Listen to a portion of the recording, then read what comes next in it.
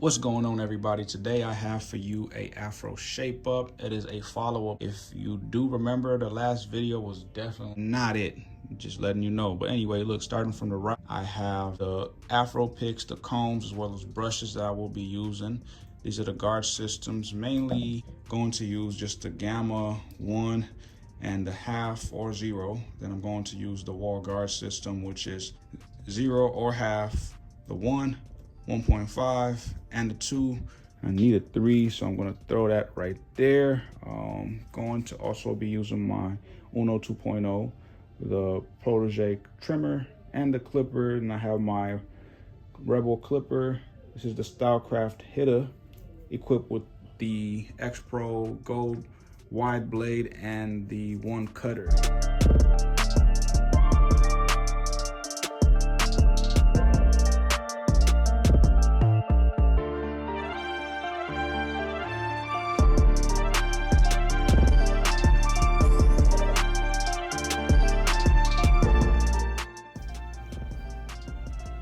And now to go ahead and get into this masterpiece. So just to get everyone up to speed that missed the first video, which is linked in the video description, he was just in about 2 weeks ago and he didn't walk in with his hair matted like this. I just shampooed his hair. I'm just putting the cape up that I just used.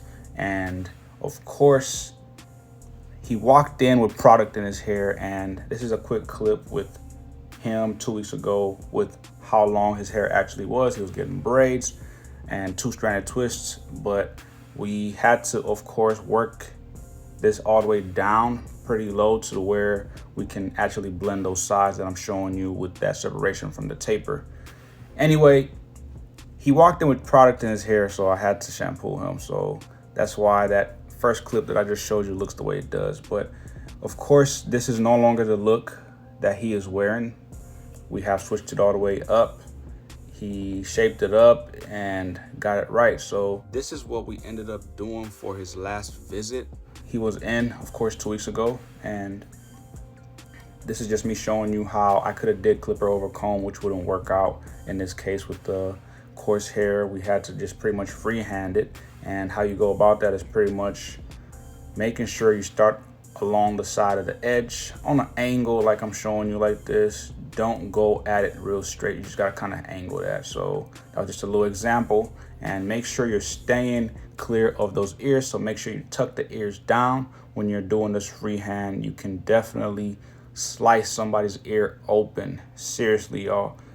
I definitely don't want you to go through that with a client. It's not the best experience, believe me. So stay clear of those ears. Anyway, as you can see, all I did was freehand his hair all the way around until I got to a level and shape that was able to allow me to pretty much work. And we went pretty low. He wasn't too happy with this. I can just tell. He didn't really express it verbally, but I know body language, and he wasn't too happy. He wasn't too hot about this. And I'm going to tell you right now, watching this video that I have for you with the 2 weeks later progress has some funny parts where he's really watching my every move. He was clocking me. Literally every time I turned my back, every opportunity that he had, he was trying to get in the mirror. And my mirror is set up to where it's nowhere near my workstation. It's nowhere near my workspace. So the client's not really able to see what it is that I'm doing for them. They just kind of have to trust me. If they want to see anything, usually what I do is just hand them a mirror. So this is what the final cut was 2 weeks ago, of course, and this is him today. And that being said, we're gonna go ahead and start using the multi-comb. This is like what some people consider a tri-comb, you know, triple comb or whatever the case, but it's really just a tri-comb, a 3-in-1 comb. And I'm just using the big tooth side, making sure that I pull out the hair as soft as possible, not really yanking it out of his scalp, you know what I'm saying? You wanna just kind of soften that up a little bit, detangle it, if I may, you know what I'm saying? Just detangle it, do what you can for it. And right after the detangling is completed, you go ahead and grab a wide tooth style comb, or some people call this a jumbo comb. So this is just pretty much me taking my time, pulling the hair out as I detangle and making sure I pull out as much as possible before I switch over to a metal pick. Take your time. There's levels to this. You don't want to just start picking at this with a metal pick. You can, but I don't recommend it. And in this case, we're doing a Afro shape up. So there was hair that was uneven left over from last time around when he was in, so we got to make sure that everything's smooth. And I'm going back in with that wide tooth comb, using some heat. I got this thing pretty much on the lowest set, and I'll go really high, but you get the gist of how I'm going about this. Definitely got to make sure that you do this properly. Now, everybody's blow dry is going to be set up different, so you may have 2 levels, you may have 3 different levels or 3 different settings, right? So make sure you go about this accordingly. And I just switched over from the comb that I just had to more of a fine tooth comb. So this is kind of a wide tooth, but it's a fine tooth comb. You know, it's just a little bit bigger than, for example, your taper comb, you know what I'm saying, or your barber comb. So I'm just taking my time. There's levels to this. Don't rush about it. Pull out as much hair as possible organically. Don't rush anything. And he's getting a little uneasy, of course, already, because it is getting a little warm. And it's not an unbearable heat because I'm not concentrating the heat onto his scalp. And for those of you who have a comb attachment for your blow dryer, that style comb is definitely perfect for this, but I like to kind of go more detailed, even though I do have that. But check him out real quick. He's scratching for no reason right now. He has no reason to scratch. If you saw him look back there, he's trying to look for the mirror. He's trying to catch a little glimpse of what's going on. I'm going to purposely do this just to see what he does again, and check him out. Look at him scratching, fake scratching, trying to see the mirror. Just trust the process, young man. Come on now. Big dog. I got you covered. You know, it's crazy. It's not just kids that do this. It's not just, you know, teenagers, whatever the case. It's adults too. Everybody wants to see what's really going on. But this is where that so-called shock, the patience comes in. You know what I'm saying? You have to prep your client for this change. This is 2 weeks later after the so-called big chop. We'll just call it the big chop. And he's still in shock. He still can't believe that this is what's really going down. It's just part of the process. I mean, the adjustment to help your client get used to what's really going on is going to be a huge part of your job. And you saw that real quick. He tried to look. He thought I wasn't coming right back, and he tried to look, but that was, of course, in the time lapse, so y'all probably didn't see it. But anyway, look, we're gonna go ahead and start off with the number 3.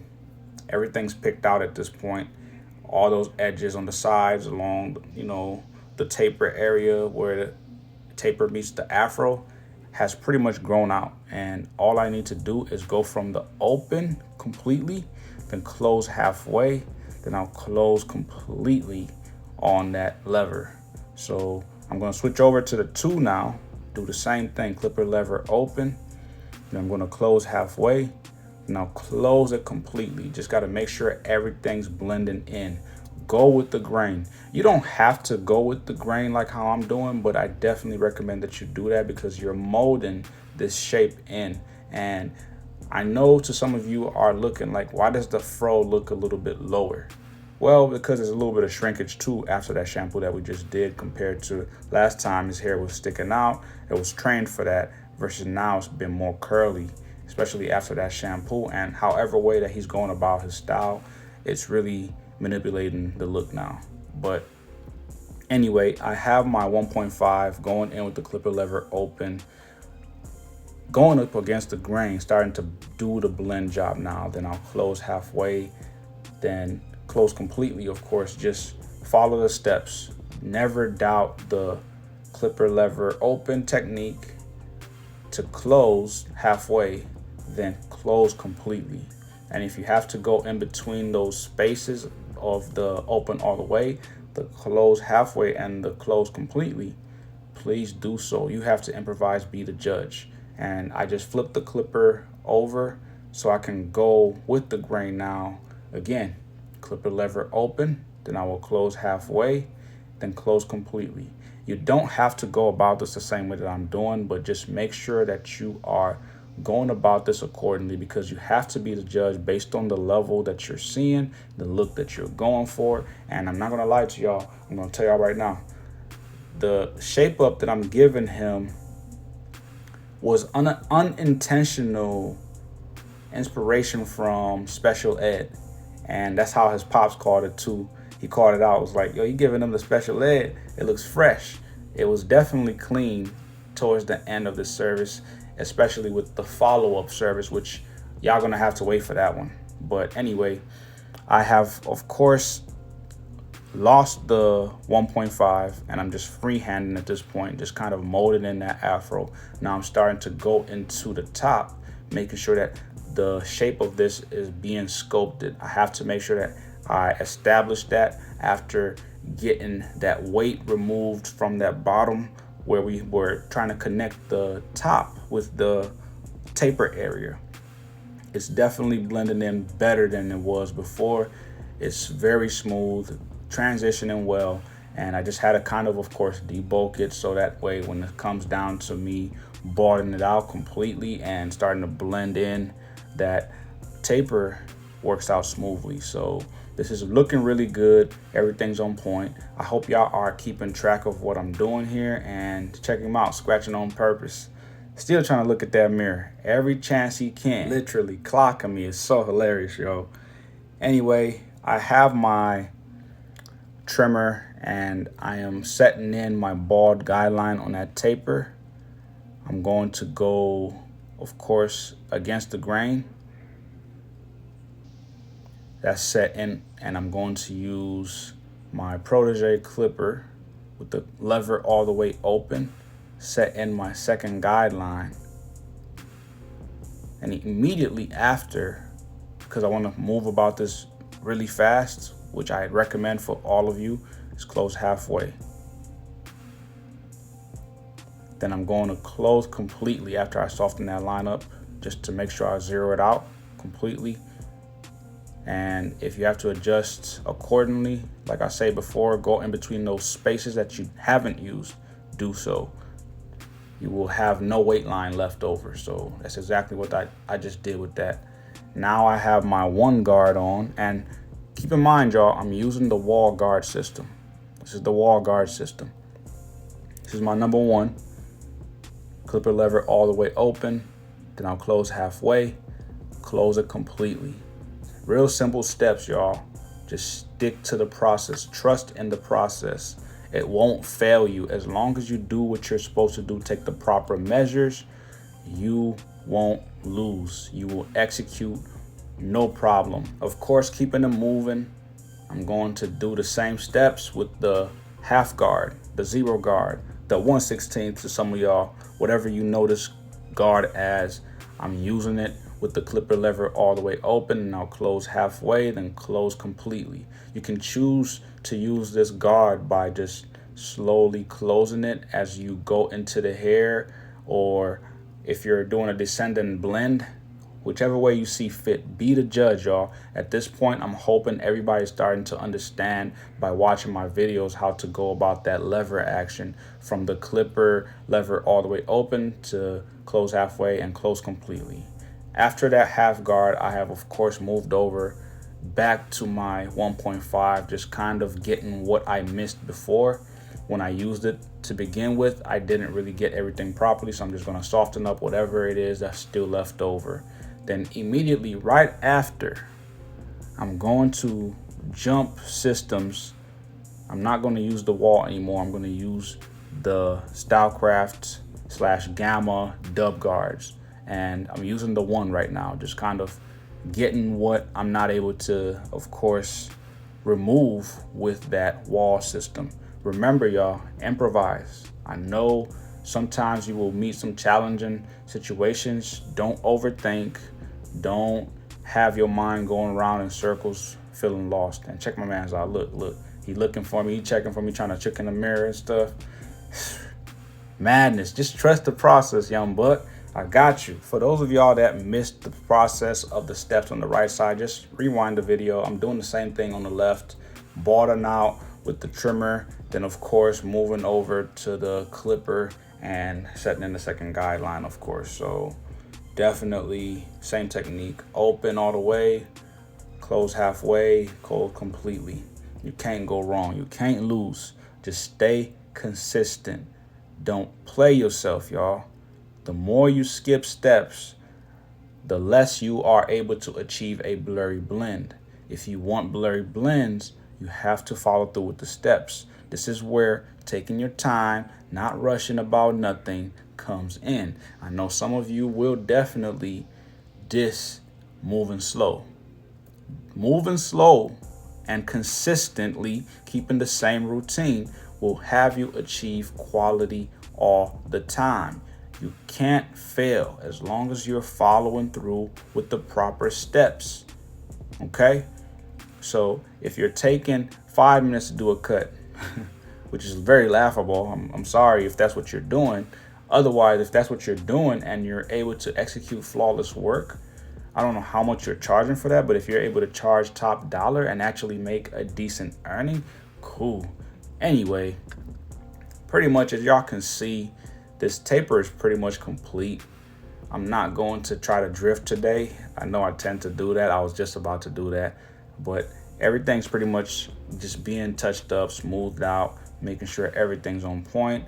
We are ready for the back taper now. And after I do all the finishing touches, we're gonna slide over to the back, of course, and set in the bald guideline. Same routine, y'all. Don't cheat yourself. With the trimmer, go ahead, set in that bald guideline. This is, of course, the Protege trimmer, the same trimmer I've been using this whole time. Like I say, improvise when necessary, but remain consistent. Stay consistent. Keep everything symmetrical. Don't try to be all fancy and stuff. If you can get fancy, go for it. But as you can see, I've jumped over to the Protege clipper, lever all the way open. Then after establishing that second guideline, I'm going to, of course, close the lever halfway. Halfway. Okay? Just being clear. Soften that line up. And close completely. Then if necessary, I will go in between the spaces that I didn't catch. Now, I have a floating lever on this clipper. FYI, for those of you who don't know. It's not a click lever on this, but just make sure you stay consistent with everything you do. And I have the one guard on now. Same routine. Clipper lever all the way open, close halfway, now close completely. You can't fail with this technique. You can't lose. There's faster ways to do this, but this is for the beginner barbers that have a hard time. Stay consistent, y'all. Do not play yourself.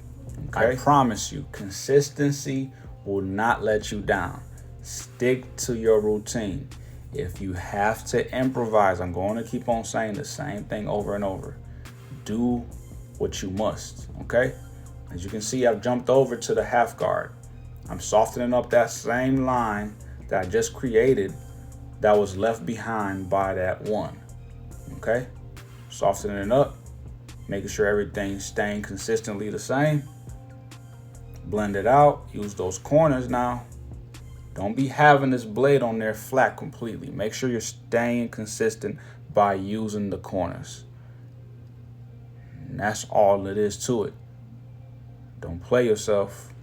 As you can see, we're definitely on track. So I'm going to transition over to my 1.5, clipper lever all the way open.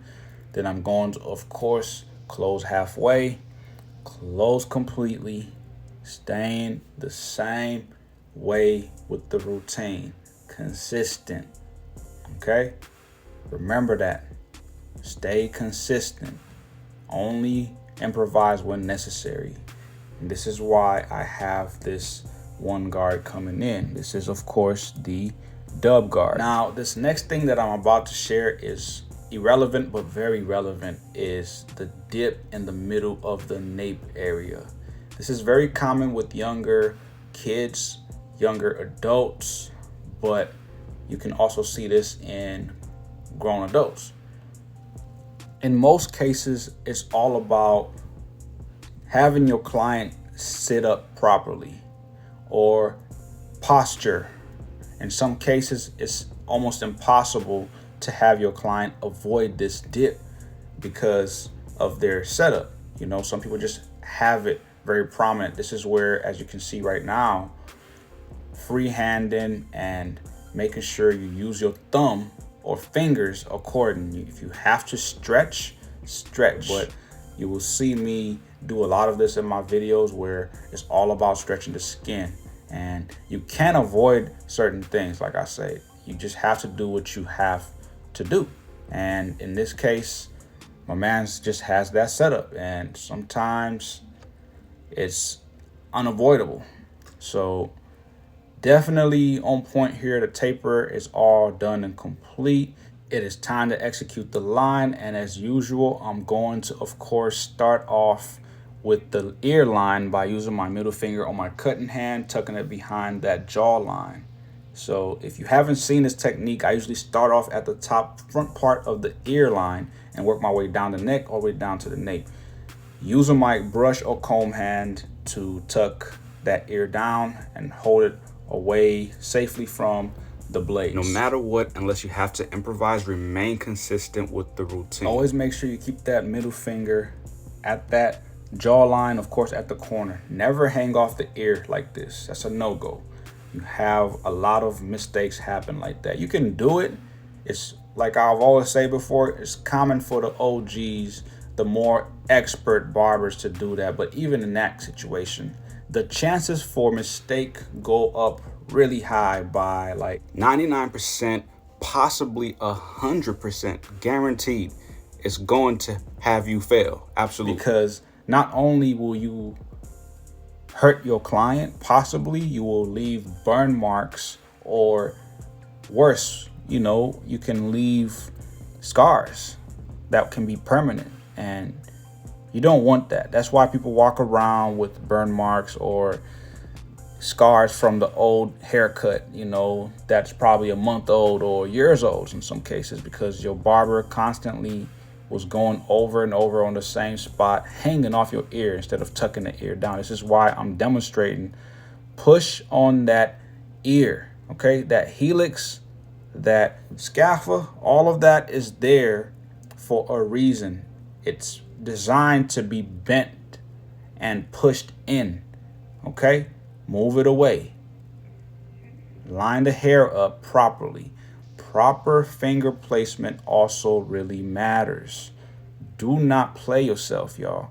This is very important. The hanging off the ear technique, it works, but I don't recommend that. I mean, just to kind of elaborate on that, the OGs, no matter what, back in the day, always burnt my ear. If not burnt my ear, they would always press down too hard, as if we're not cutting hair. You know what I'm saying? Like, this is a cutting hair situation, not a cutting skin situation. You have to cut hair, not skin. So going over and over on the same spot does not mean making it sharper. It does not mean getting it more clean, more crisp.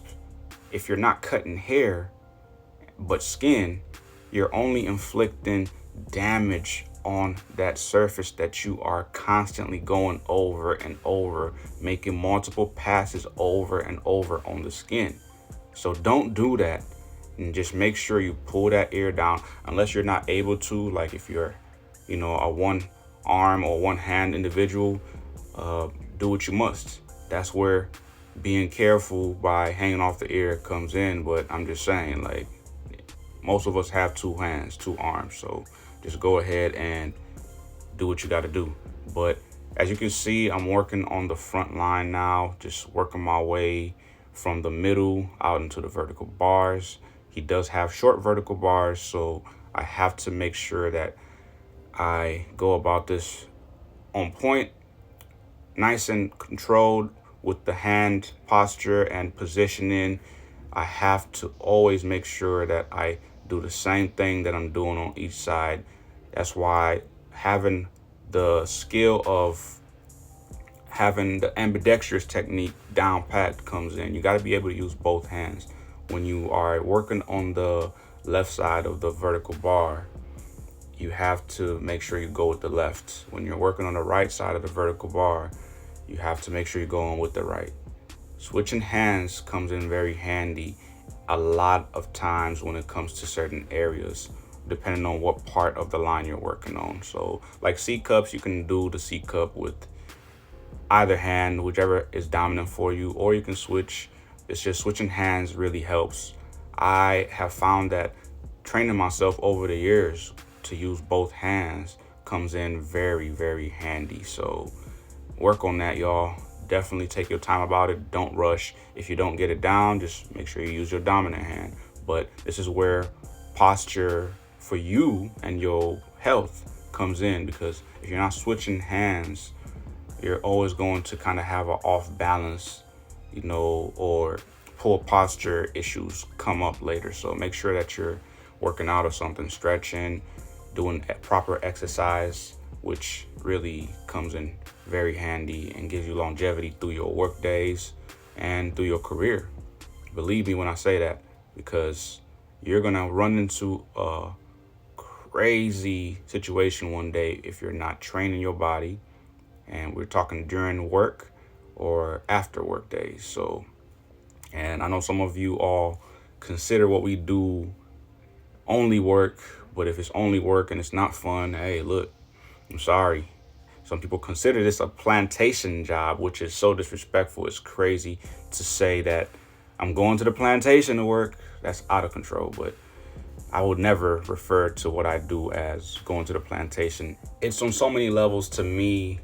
For those who actually went through the hardships of working on plantations, to say that is like a spit to the face. It's like pissing on people, pissing on their graves. Don't ever say nothing like that. Think before you speak. I get what they're referring to. I understand it. I just can't wrap my mind around that truly to really see why you feel that it's okay to just throw out something like that. That may seem a little bit silly to some of y'all, but I get triggered by that one a little bit. On top of that, I know the word is used widely still, but anyway, not gonna get into all that. Sorry, y'all. As you can see, I just finally completed the service. It is looking pretty good. All the finishing touch-ups are done. I just applied the straight razor and a little bit of some Uno foil work.